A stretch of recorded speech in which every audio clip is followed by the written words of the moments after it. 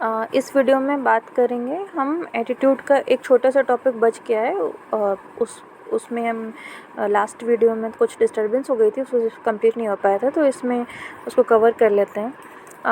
Attitude और value में difference और एटीट्यूड और ओपिनियन में डिफरेंस।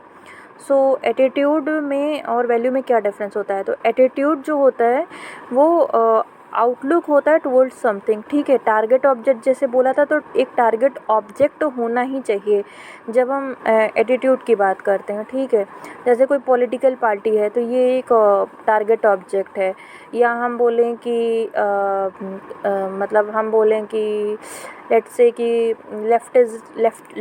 लेफ्टिस्ट पार्टी है कोई, तो डैट इज़ हमारा टारगेट ऑब्जेक्ट। या हम बोलें कि कोई आइसक्रीम है तो आइसक्रीम हमारी कैसी लगती है, दैट इज़ हमारा टारगेट ऑब्जेक्ट। लेकिन वैल्यूज़ जो होती हैं वो हमारे इंटरनलाइज स्टैंडर्ड होते हैं।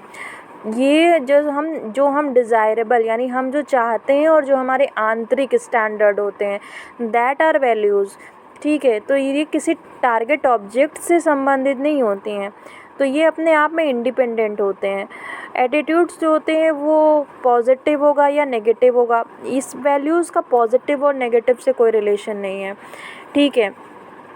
जो एटीट्यूड होते हैं ना, उसके कंपोनेंट्स होता है हमारा कॉग्निटिव, अफेक्टिव एंड बिहेवियर। ये मतलब जो हम सोचते हैं, जो हम इमोशंस को फील करते हैं और जो हम एक्शन करते हैं, ये तीनों कंपोनेंट होते हैं। लेकिन वैल्यूज़ में सिर्फ कॉग्निटिव कंपोनेंट होता है, यानी हम जो सोचते हैं ये मेनली हमारे सोचने समझने वाले जो क्षेत्र है उससे संबंधित है।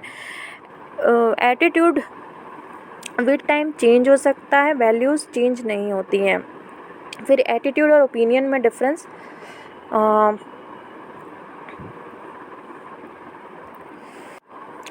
एटीट्यूड और ओपिनियन में डिफरेंस की बात करें तो एटीट्यूड जो होता है वो पॉजिटिव और नेगेटिव आउटलुक अबाउट समथिंग होता है, जबकि जो ओपिनियन होता है वो हमारी जो थॉट्स होते हैं वो समथिंग, मतलब उस किसी चीज़ के बारे में हमारे थॉट होते हैं।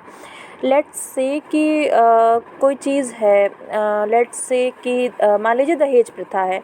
अब दहेज प्रथा के टुवर्ड्स आपका एक थॉट प्रोसेस, आपका एक पॉजिटिव एटीट्यूड हो सकता है या नेगेटिव एटीट्यूड हो सकता है। आप ये सोच सकते हैं कि हाँ ये अच्छी चीज़ है और दहेज जो है वो तो लेना ही चाहिए और दहेज मिलने पे आप खुश हो जाएं, दैट इज़ योर एटीट्यूड। पर आपका एक ओपिनियन, आपका ये ओपिनियन होना कि भाई दहेज प्रथा जो है वो ये चीज़ है, मतलब मतलब दहेज प्रथा के सारे कॉन्सिक्वेंस क्या होते हैं और ये कब से इवॉल्व हुई है, तो आपका उसके प्रति एक ओपिनियन, एटीट्यूड और ओपिनियन में ये मतलब आपका एक थॉट पैटर्न है उस चीज़ के बारे में, ठीक है। आपका मतलब पॉजिटिव या नेगेटिव होने से मतलब नहीं है, ठीक है। इसमें आपके खुद के लाइक्स और डिसलाइक्स शामिल होते हैं इसमें आप लेकिन जैसे आई लाइक डार्क, जैसे कि एग्जांपल कि किसी को डार्क चॉकलेट पसंद है। फिर इसमें आपके पर्सनल ओपिनियन में आपके पर्सनल लाइक्स या डिसलाइक नहीं होते हैं। मतलब अगर आप देखिए डार्क चॉकलेट है, तो अगर किसी व्यक्ति को डार्क चॉकलेट पसंद है तो वो उसका पर्सनल लाइक है उसमें, तो वो उसका एटीट्यूड हो गया। लेकिन ओपिनियन में होता है कि आपका पर्सनल जो लाइक्स और डिसलाइक्स है वो नहीं शामिल होता है। मतलब आप ये चीज़ सोचते हो कि हाँ डार्क चॉकलेट्स जो हैं वो हेल्थ के लिए अच्छे हैं। फिर उसके बाद इसमें जो होता है ना कैब, मतलब वही cognitive, affective and behaviour component शामिल होते हैं। ओपिनियन में केवल कॉग्निटिव कंपोनेंट शामिल होता है। तो ये था ओवरऑल एटीट्यूड का। नेक्स्ट में कुछ इसके PYQs देख लेंगे। Thank you.